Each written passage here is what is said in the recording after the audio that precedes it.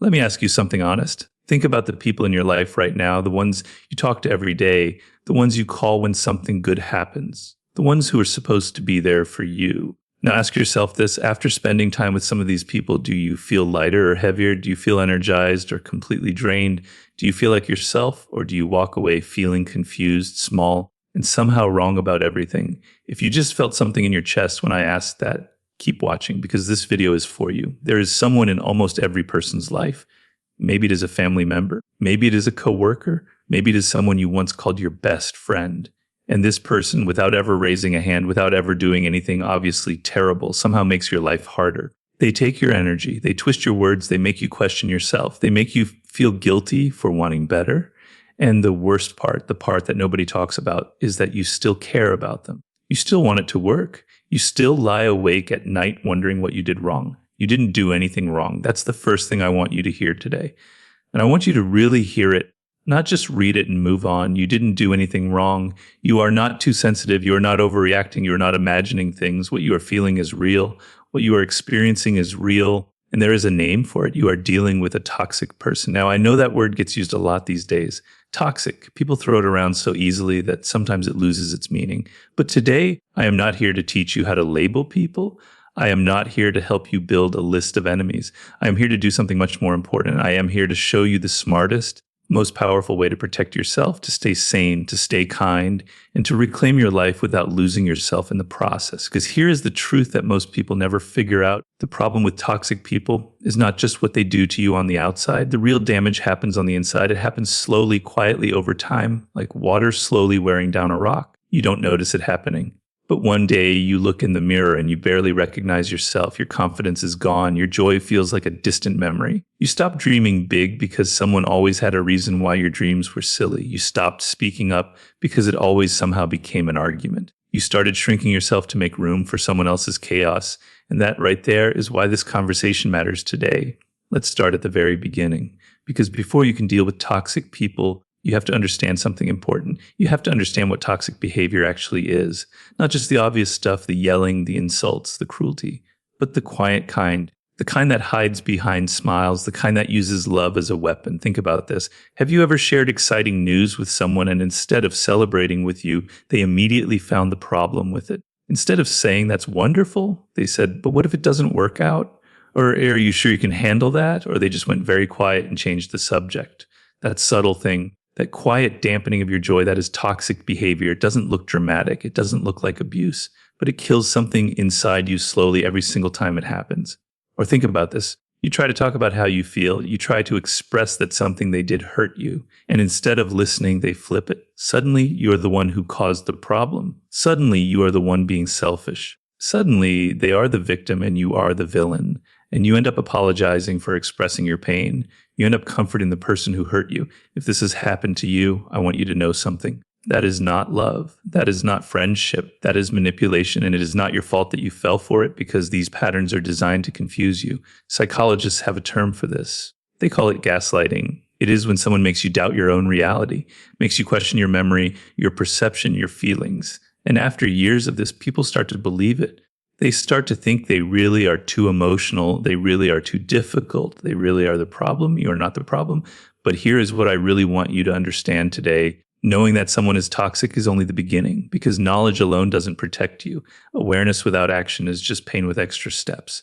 So today we are going to go deeper. We are going to talk about why these people affect us so deeply, why it is so hard to distance ourselves from them, and most importantly, the smartest strategies to protect your mind, your heart, and your future. Let's talk about why toxic people affect us so powerfully. Because you might be wondering, if these people are so bad for me, why can't I just walk away? Why do I keep getting pulled back? Why does it feel so hard? Here's the science explained simply. When someone treats you inconsistently, sometimes warm and kind, sometimes cold and critical, sometimes loving, sometimes cruel, your brain actually becomes more attached to them, not less. This is called intermittent reinforcement. It is the same psychology that makes gambling addictive.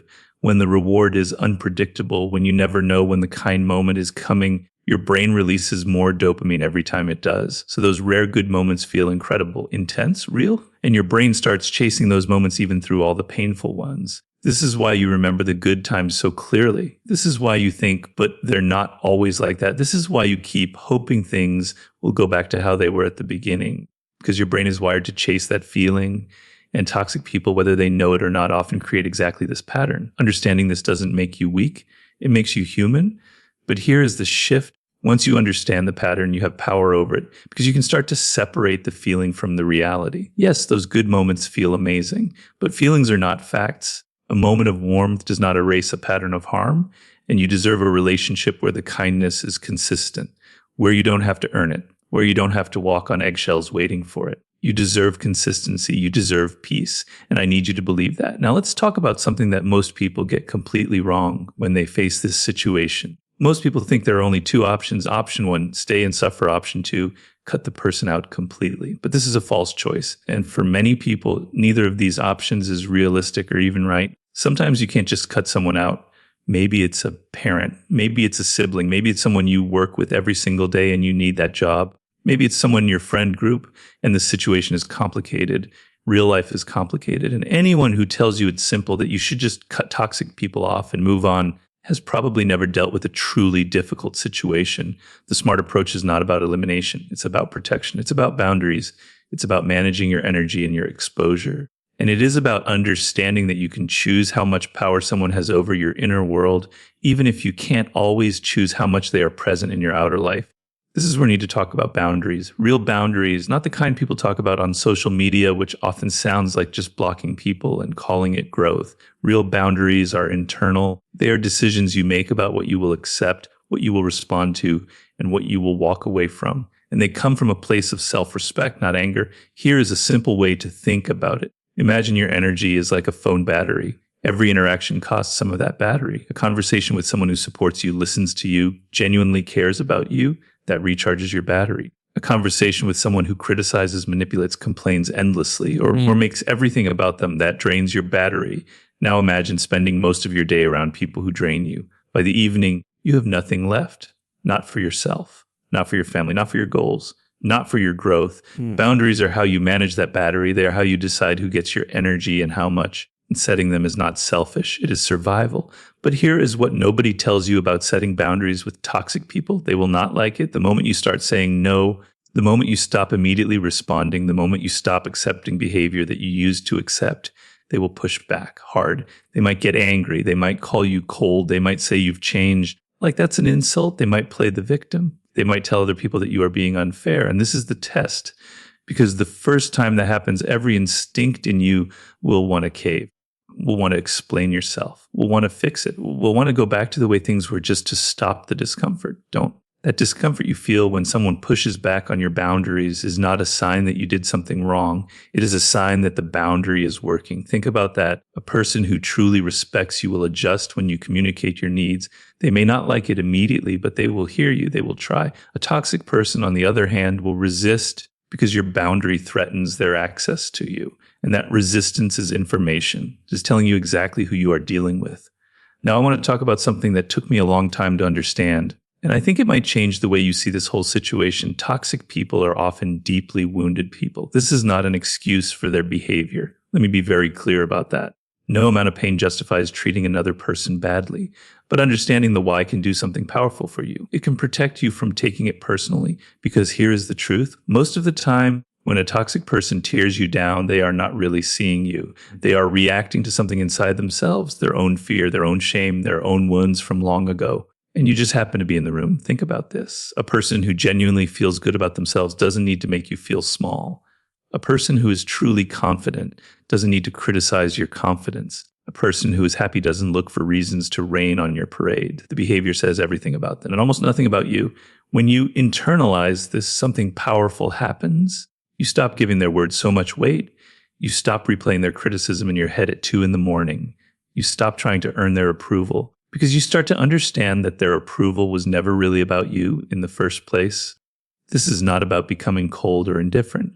You can still care about someone and understand that they are hurting, but you stop carrying their hurt as your responsibility. You stop trying to fix them. Because here is another hard truth. You cannot heal someone who doesn't want to heal. You cannot change someone who doesn't believe they need to change. And spending your energy trying to do that is like trying to fill a bucket with a hole in it. No matter how much you pour in, it empties right back out. Your energy is precious. Your time is precious. Your peace of mind is precious, and you have to start treating them that way. Let's talk about the most dangerous kind of toxic relationship, not the one with the obvious villain, not the person who screams and throws things, but the one with the person who feels like home, the one who has been in your life so long that you can't imagine life without them, the one who at their best is wonderful, who knows you deeply, who has shared real moments with you, but who also again and again does things that hurt you, that hold you back, that make you feel less than you are. This is the hardest kind to deal with because your love for them is real, and that love tells you to stay, to try harder, to be more patient, to give one more chance. But let me ask you something quietly, just between us. How many chances have you already given? How many times have you swallowed your hurt and moved on? How many conversations have you had that went nowhere? How many times have you left an interaction feeling smaller than when you arrived? There comes a point where giving more chances isn't love anymore. It's self-abandonment. And I know that's hard to hear. I know it's not what you want, but you deserve to hear it because nobody else in your life might be telling you this right now. Here is where we start to build something. Because this isn't just about surviving toxic people. It's about reclaiming yourself. It's about understanding that somewhere along the way through all of this, you may have lost touch with who you really are, with what you really want, with what you actually deserve. The process of healing from toxic relationships, and make no mistake, it is a healing process, begins with one decision. The decision to take yourself seriously, to treat your well-being as important, to stop waiting for someone else to validate your worth before you start living your life fully. This is where your power lies, not in changing them, not in getting them to finally understand, but in choosing yourself and saying quietly, firmly, with your whole heart, I matter. My peace matters. My future matters. And I am going to protect it. You've come so far already just by being here, just by watching this, just by being willing to look at this honestly. That takes courage. Most people avoid this. Most people distract themselves. Most people tell themselves it's not that bad, or they'll figure it out later, or they don't want to make things complicated. But you are here, and that means something. You've already taken the first step. You've opened your eyes to what's happening. You've started to see the patterns. You've started to feel what you've been pushing down for so long. But the next step, the step we are about to take together, is where everything begins to change. Because once you understand what we're going to talk about next, once you discover the actual tools, the real psychology-backed strategies, the daily practices that quietly rebuild your strength from the inside out, you will never feel powerless in these situations again. You will never walk away from a conversation feeling like you lost something. You will start to walk away feeling like yourself and the person you've been waiting to become, the confident, grounded, peaceful version of you that you catch glimpses of sometimes and desperately want to hold on to. That person is closer than you think. Keep watching, because what comes next changes everything. Let's pick up right where we left off. You now understand what toxic behavior really looks like. Not just the loud, obvious version, but the quiet, slow, burning kind that chips away at you over time. You understand why these people affect you so deeply. You understand that it is not weakness. It is not stupidity. It is human psychology doing exactly what it was designed to do. Now we go deeper. Now we talk about what you actually do, not in theory, not in some perfect world where everything is easy and everyone cooperates, but in real life, in the messy, complicated, emotionally charged reality that you are actually living in, because knowing something and doing something are two very different things. And the gap between those two things is where most people get stuck. They understand what's happening. They can even describe it perfectly. But when they are standing in the kitchen with that person, or sitting across from them at work, or reading that message on their phone at 11 at night, all the understanding in the world seems to disappear, and they are right back in the same old pattern. So let's close that gap today. The first and most important strategy is something I call emotional detachment. And before you panic, I'm not talking about becoming a robot. I'm not talking about shutting down your feelings or pretending you don't care. Emotional detachment is not about caring less. It is about choosing where your emotions go and how much power you give to someone else's behavior over your inner state. Here is a simple way to think about it. Imagine you are watching a storm through a window. The storm is real, it is loud, it is powerful, but you are inside. You are watching it, not standing in it. Emotional detachment is learning to be the person behind the glass. You can see what is happening. You can acknowledge, but you don't have to be swept away by it. When a toxic person says something cruel or twists your words or tries to make you feel guilty, the natural response is to react, to defend yourself, to explain yourself, to get upset, to try to fix it right there in that moment. And every time you hand them control, you show them exactly which buttons to press. You give them a map to your emotional weak spots. Emotional detachment says something different. It says, I see what you are doing. I feel what this is bringing up in me. And I am choosing not to react from that place right now. This is not passive. This is incredibly powerful. Think about this. Have you ever noticed that when you stop reacting, when you go quiet, when you simply don't take the bait, something shifts? The other person often gets more agitated because the reaction is what they were feeding on. Without it, they lose their footing and you stay grounded. Practice this the next time someone says something that would normally make you explode or collapse. Take a breath before you respond, not a dramatic pause. Just a quiet breath, 1 second, 2 seconds. And in that space, ask yourself, do I want to respond from my highest self right now or from my wound? That tiny moment of choice changes everything over time. Now let's talk about something that sounds simple but is profoundly difficult for most people. And that is learning to stop explaining yourself to people who are determined to misunderstand you. This is a big one. Because most kind, thoughtful, genuine people have a deep need to be understood. When someone accuses you of something unfair, you want to explain. When someone misrepresents what you said, you want to clarify. When someone paints you as the bad person, every instinct in you wants to set the record straight. But here's what happens with a toxic person. Every explanation you give becomes ammunition. Every vulnerability you show becomes a target. Every time you try to justify your feelings, they use it to argue that your feelings are wrong. And you end up in these exhausting circular conversations that go absolutely nowhere. An hour later or 2 hours later, you are more confused than when you started, and somehow you are the one who ends up apologizing. You have to stop doing this, not because you are wrong, not because your perspective doesn't matter, but because you are giving your energy to someone who has no intention of receiving it honestly. You are trying to pour water into a broken cup, and the water, your time, your emotional energy, your peace of mind just keeps spilling onto the floor. Here's a phrase I want you to practice. It is simple and it is powerful. I understand we see this differently. That's it. Not agreeing, not giving in, not saying they are right. Just acknowledging that there is a difference and choosing not to battle over it, because some battles are not worth winning and some conversations are not worth having. Your peace is worth more than being right in an argument that will never end. Let's talk about one of the most overlooked tools in dealing with toxic people, and that is the power of your own self narrative. The story you tell yourself about who you are. Here is what happens after prolonged exposure to toxic behavior. You start to absorb their version of you. If someone tells you over and over that you are too sensitive, you start to believe you are too sensitive. If someone constantly implies that your ideas are naive, you start to second guess every idea you have. If someone treats your emotions as inconvenient, you start to apologize for having them. Psychologists call this the looking glass self. We form our identity partly through how we believe others see us. And when the people closest to us see us through a distorted lens, we can start to see ourselves that way too. This is why rebuilding your self-narrative is not optional. It is essential. Start paying attention to the voice in your head, that constant inner commentary. Notice what it says about you. Notice whether it sounds like your own voice or whether it sounds suspiciously like someone who has been criticizing you for years. Because for many people, the toxic person doesn't even need to be in the room anymore. They have set up permanent residence inside your head, doing the damage for free. The way you fight this is deliberate and consistent. Every day you practice telling yourself a truer story, not a fantasy, not empty affirmations that you don't believe, but a genuinely truer story. Because the story the toxic person told you was a lie filtered through their own damage. The truth is you are capable, you are worthy, you are someone whose feelings deserve to be heard. You are someone whose dreams deserve to be respected. You are not too much. You have never been too much. You were just surrounded by someone who was too small to appreciate you. Say that to yourself until you start to feel it.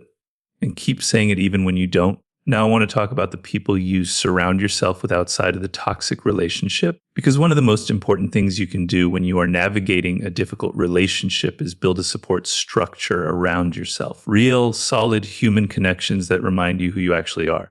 This matters more than most people realize. When you spend a lot of time around someone who drains you, criticizes you, or makes you feel unstable, you need counter experiences. You need people who listen without judgment, who celebrate your wins without feeling threatened, who tell you the truth with kindness, not cruelty, who make you feel like being yourself is enough.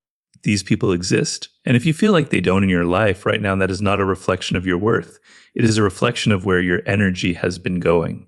Because toxic relationships are consuming. They take up so much space, so much thought, so much emotional bandwidth that there is often very little left for building healthy connections. Start small. Reach out to someone you have been meaning to call. Show up to something you have been avoiding. Be a little more open than feels comfortable. Because every healthy connection you build is a brick in the foundation of your new life. And that foundation is what will hold you when the storms come. Let's talk about something that will feel counterintuitive at first. And that is learning to feel compassion for toxic people without letting that compassion destroy you. I touched on this earlier, the idea that most toxic people are deeply wounded. And I want to go deeper here because I think this insight, when you really absorb it, changes your entire relationship with the situation. Think about a person in your life who's difficult. Really picture them. Now ask yourself, what do you think they are afraid of? What do you think they are carrying from their past? What wounds, what rejections, what betrayals shape them into who they are today? I am not asking you to excuse them. I am asking you to see them more clearly, because when you see a difficult person as a damaged person, something shifts in you. The personal sting of their behavior starts to soften, not disappear, but soften. You stop asking, why are they doing this to me? And you start seeing this is just what they do to everyone because of what is broken inside them. And that shift moves you from victim to observer. And observers have choice. Victims feel trapped. This is not about letting them off the hook. This is about getting yourself off the hook, because carrying resentment and confusion about why someone treats you badly is exhausting. It keeps you tied to them even when you are not around them. And you deserve to be free of that. Compassion from a distance is completely possible. You can understand someone's pain and still choose not to stand in the middle of it. You can wish someone well and still walk away from them. Those two things are not contradictions, they are wisdom. Now let's talk about something very practical, the concept of gray rock. This is an actual technique that therapists recommend for dealing with difficult or manipulative people. And despite the strange name, it is one of the most effective tools you will ever learn. The idea is simple. When you cannot avoid interacting with a toxic person, you become as boring and unreactive as a gray rock. You give short, neutral answers. You share nothing personal. You don't express excitement, distress, anger, or passion. You are just very, very dull. Why does this work? Because toxic behavior, especially the manipulative kind, is often driven by a need for reaction, for drama, for emotional supply. When you stop providing that, when your responses are flat and gray and completely uninteresting, they lose interest. There is nothing to grab onto, nothing to twist. Nothing to use against you. You are not being dishonest. You are not being mean. You are simply protecting yourself by not giving someone a weapon that they have shown they will use. Use this in situations you cannot avoid. The family dinner where that one person always stirs trouble. The work meeting where your colleague looks for opportunities to undermine you. The phone call you have to take but dread. Go gray. Be the rock. And watch how little power they have when you give them nothing to work with. Now here is something I want you to think about deeply, because this might be the most important shift in this entire conversation. You have been thinking about this as a problem to solve, a difficult person to manage, a situation to survive, but I want to offer you a different frame. What if this experience, as painful as it has been, is also one of the most powerful teachers you will ever have? Think about what dealing with a toxic person forces you to develop. It forces you to learn about your own boundaries, because their behavior shows you exactly where you don't have them yet. It forces you to develop emotional regulation, because without it, you will be at their mercy forever. It forces you to define your own values, because being around someone who violates them repeatedly makes you crystal clear about what matters to you. It forces you to choose yourself, maybe for the first time, because nobody else is going to do it for you. These are not small things. These are life-changing capabilities. And people who come through difficult relationships and actually do the work, they come out the other side different, stronger, clearer, more grounded, more compassionate, more themselves than they have ever been. This doesn't mean the experience was okay. It wasn't. What happened to you is not okay, but it can still be used. It can still become the thing that transforms you. Pain that is processed becomes power. Pain that is ignored becomes poison. Choose to process it. Choose to grow from it. Not because it was fair, because it wasn't, but because you are the one who has to live your life and you deserve a good one. Let's talk about what happens after, because many people, once they start to distance themselves from a toxic person, or once a relationship ends, feel something unexpected. They feel lost, empty, like something is missing, even if what's missing was hurting them. This is completely normal. And it goes back to what we talked about earlier with intermittent reinforcement. Your brain adapted to that relationship. It became familiar. And even painful familiarity can feel like home. Change, even healthy change, can feel like grief. Give yourself permission to grieve. You are allowed to miss someone who was bad for you. You are allowed to cry over something that didn't work out. Even if you know it was the right choice, you are allowed to feel confused and sad and relieved all at the same time, because human emotions are not simple or tidy. But while you grieve, keep moving. Do not stop. Keep showing up for yourself. Keep investing in your own healing.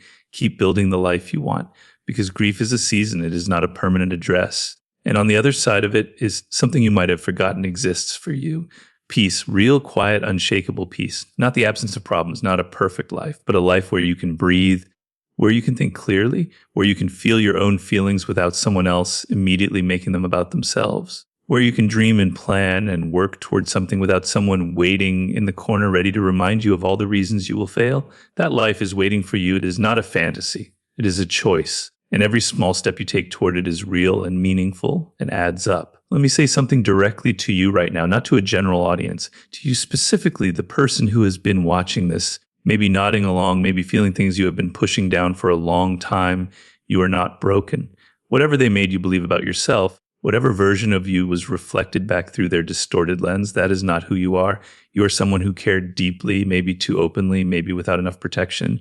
You are someone who kept trying, who kept giving, who kept hoping. And that is not weakness. That is one of the most beautiful things about you.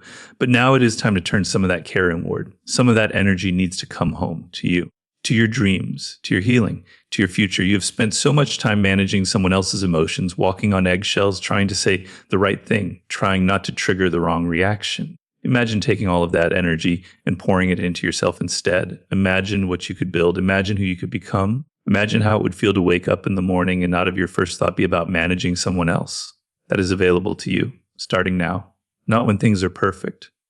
Not when they finally change. Not when life gets easier. Now, with every choice you make today, here is what I want you to take from this conversation. Not a long list, not 10 complicated steps, just a few deep truths that I hope you carry with you. The way someone treats you reveals who they are, not who you are. Their cruelty, their manipulation, their inability to celebrate you.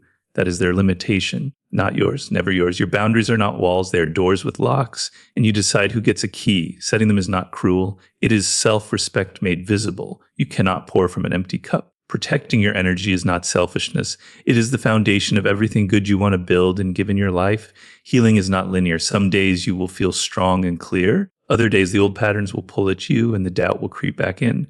That is okay. Progress is not a straight line. Keep going anyway. And finally, the most important thing of all, you are the author of your own life, not the relationship, not the pain, not the history.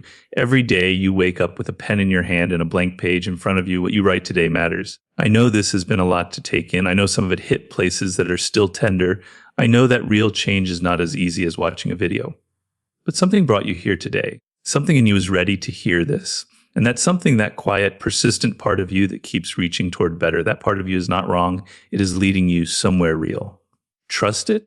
Take one small step today, just one. Maybe it is a boundary you quietly hold for the first time. Maybe it is a phone call you don't answer. Maybe it is sitting with your own feelings instead of rushing to fix someone else's.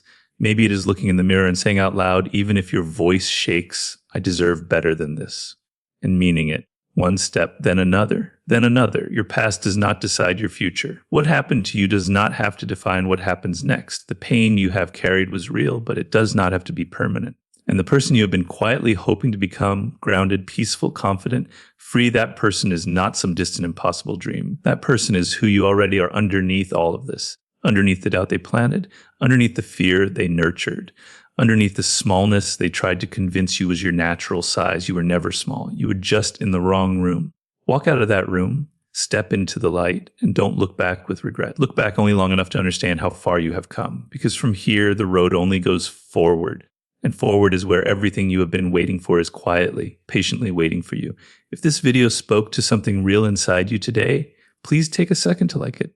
Not just because it helps this channel, but because it tells the universe that you are ready. That you are choosing yourself, that you are done playing small. Share this with someone you care about who might need to hear these words right now. You might never know how much it means to them to feel understood, to feel like someone finally said what they have been feeling for so long but couldn't find the words for. Subscribe if you want to keep growing, keep building, keep becoming. Because this channel exists for one reason only, to remind you every single week that your life is worth fighting for, that you are worth fighting for. And leave a comment below. Tell me what part of this hit you hardest. Tell me what you are choosing to do differently starting today. I read every single one, and I want to hear your story, because your story is not over. It is just beginning.